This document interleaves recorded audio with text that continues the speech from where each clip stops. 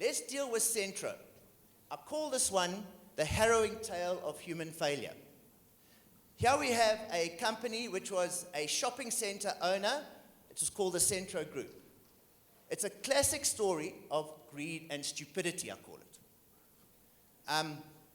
Led by former Coles Mayor Executive Andrew Scott, we won't get into the names, Centro used enormous amounts of leverage to create a commercial property empire. In 2007 and 8, Centro announced $2 billion losses. The following year, a further $3.5 billion. These astronomical losses represented how much management overpaid for assets. Well, like all corporate collapses, no one got anything.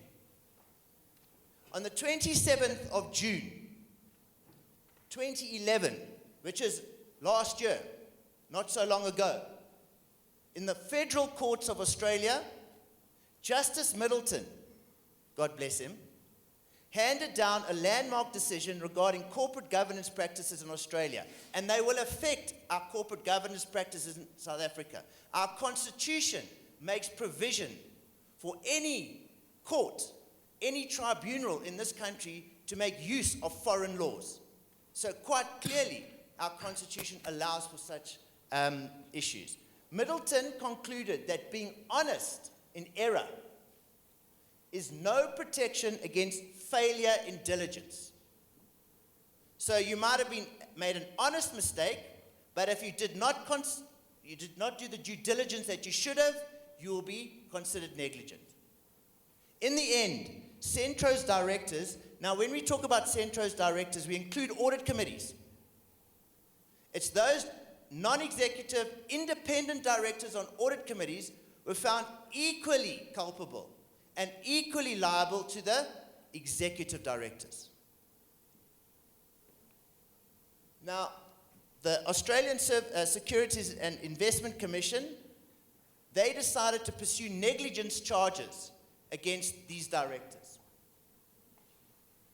because of incorrect disclosure between short-term and long-term liabilities. You've got to ask yourself the difference between, everybody should know the difference between a short-term liability and a long-term liability. Does everybody know? Well, obviously, the auditors didn't, and nor did the directors. Well, I just need to put this. IFRS is heavy. Unfortunately, the biggest lesson learned from the Centro case is the following. Knowledge is power. You've got to dress yourself up, and you've got to train and become not an expert in the accounting. But what you've got to know as an audit committee member is whether it acts like a duck. That's the key, isn't it? Because everybody can look at a set of rules and say, you know what, it looks like a duck. But really, at the end of the day, we've got to know that it acts like a duck. The audit committee non-executive defense. What was the defense? You know what, let's rely on the auditors. It says company's management and the external auditor had reviewed the financial statements and the director's report. So let's rely on the auditors. It's the auditors that should be relying on management, not the other way around. We are there to do a special job, not for management to rely on us. It's the shareholders and the directors, the shareholders and third parties and the public and the community as a whole that rely on us.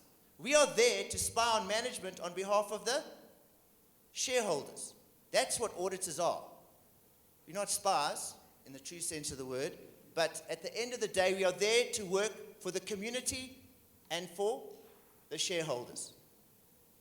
And the lesson learned for audit committee members is, yes, to discuss and to talk to the external auditors and hold them accountable, just as they will do to the internal auditors. And to use that 3 lines of defense as an important cog in the corporate governance structure. To integrate internal, external, and management as well. The question before Justice Middleton was, the directors of public listed companies are required to apply their own minds. A key issue was the extent to which a director relied on the competency of those who deliver information. At the end of the day, ladies and gentlemen, you can rely on other people, but you must make a considered reliance. You must investigate whether the person you are relying on is in fact an expert in that field. Just because a person is an accountant doesn't mean they know about hedging strategies. Doesn't mean they know about fair value accounting. Doesn't mean they know about the industry they work in. And that brings another lesson learned. People sitting on the audit committee must know the industry.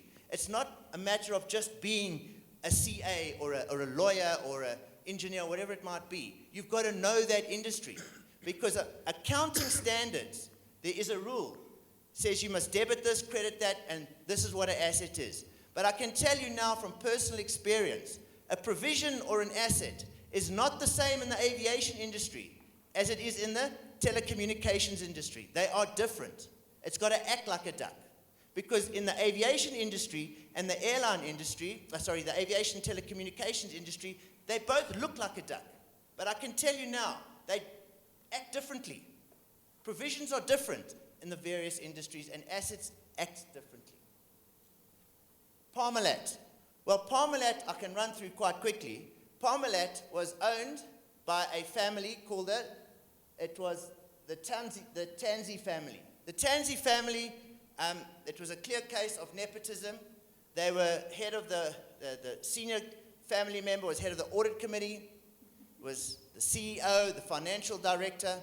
And if you think that doesn't happen in South Africa, someone at the JSE says trouble follows me wherever I go. I was involved in a case exactly like that, where there was one gentleman who was the CEO, who was the CFO, and was chair of the audit committee.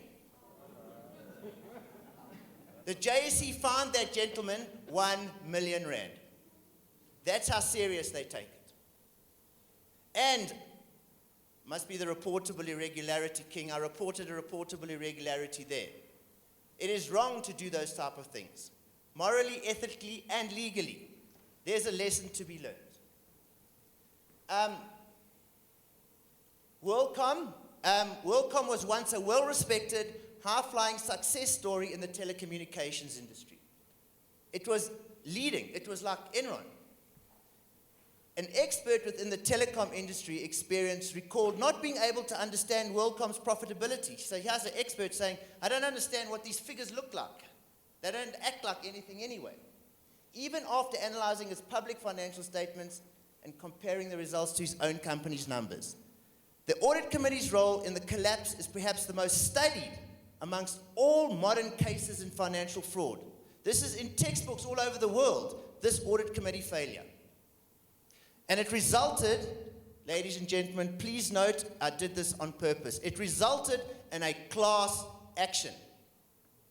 Section 157.1 of our new Companies Act talks about class actions. So just beware. Class actions means really that obviously I can't afford to sue a director or a company, but you know what, I'll get 10 other guys to put in 100 rand each, and we can group it as one. It allowed serious failure of communication between itself. Amazing. Guess who the auditors were again?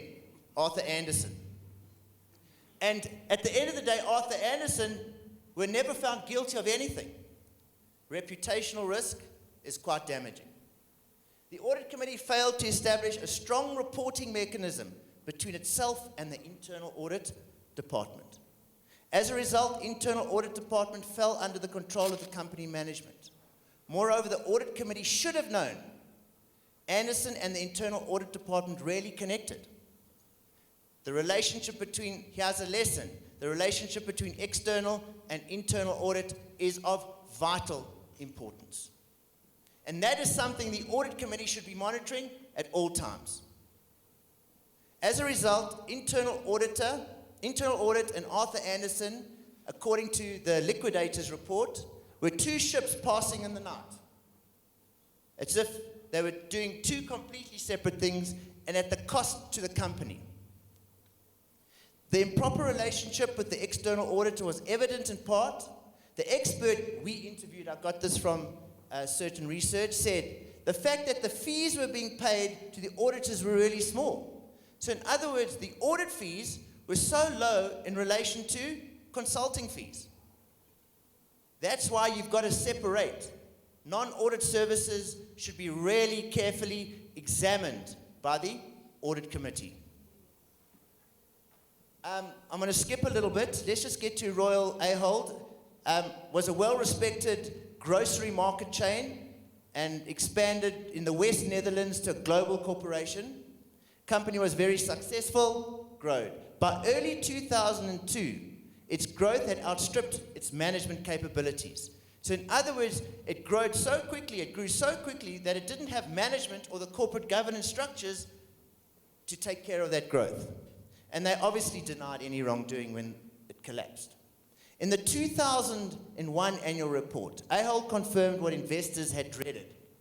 During the ensuing crisis, the board members and management maintained a distant attitude, with one board member saying, listen and read carefully, "We are grocers, not accountants or bankers." Well, I can tell you now, as we see what the definition of financial literacy, and you see what King 3 says, you've got to be a bit of a lawyer, you've got to be a bit of an accountant, you've got to be a little bit on the social ethics side, you've got to know a little bit of everything. In fact, Regulation 42 of the Companies Act Regulations 2011 says, a third must be legal, a third must be accounting, and third must be, I think, human resources, etc. So you've got to have a general split on your audit committee. Aild's audit committee process had to be rebuilt from the ground up. I'm going to stop there. The lessons, ladies and gentlemen, learnt is the most important thing on the audit committee is simply to understand, not to know. You also have to, there's some other issues that I believe that audit committees, people on audit committees should be able to go into the company, speak to the people, look at reports. In fact, make yourself part, even though you're independent, non-executive, you should be part of that company. You cannot hope to know what's going on as an independent, non-executive member of that audit committee if you just simply sit at each meeting. Between meetings, the job is done between meetings. You've got to get an understanding of the company culture. You've got to understand what the books look like. Otherwise, you'll never know whether the numbers actually act like a duck. Thank you.